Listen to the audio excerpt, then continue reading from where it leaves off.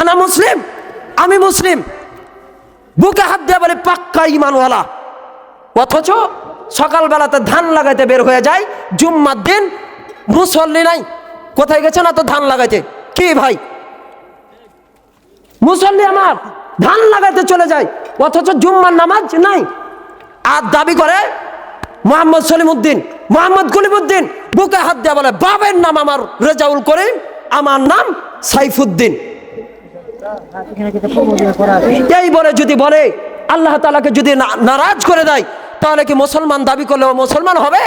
ও কিন্তু মুসলমান হবে না। এটা কিন্তু ইহদিনাস সিরাতাল মুস্তাকিমের পথের অনুসারী নয়, এটা হচ্ছে গায়রিল মাগদুবি আলাইহিম, গরল পথের দিশারি। আল্লাহ তাআলা দুটাই পথ দিয়েছেন, যেই পথগুলোকে আমরা যদি যাই, তাহলে সেই পথগুলোকে আমরা কি করতে পারবো? আমরা সেই পথের অনুসারী হয়ে আমরা আল্লাহ তাআলাকে রাজি খুশি করতে পারবো।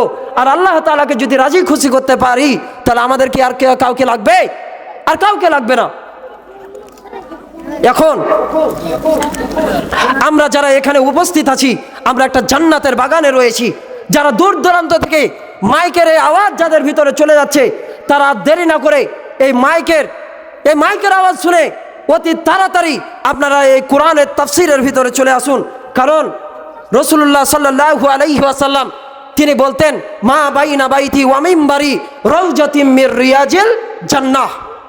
আমি নবীজি আমার মেহরাব থেকে আমার হুজরা পর্যন্ত মাঝখানের এই জায়গাটা রয়েছে, এই জায়গাটা হচ্ছে জান্নাতের একটা বাগিচা। বলবেন না সুবহানাল্লাহ?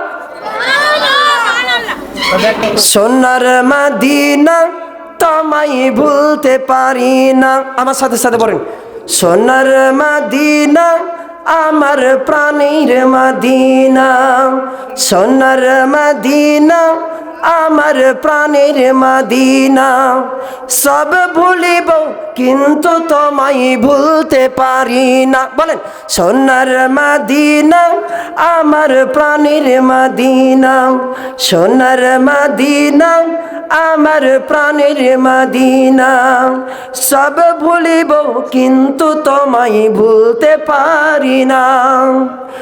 তুমি ছিলে ইয়াসরিব নামের অনুক্ষণের দেশ, তুমি ছিলে ইয়াসরিব নামের অনুক্ষণের দেশ, বড় ইমারত তোক যে ছিল তোমার পরিবেশ, নবীর ছোঁয়া পেয়ে তুমি সোনার মদিনা, নবীর ছোঁয়া পেয়ে তুমি সোনার মদিনা, সব ভুলিব কিন্তু তোমায় ভুলতে পারি না।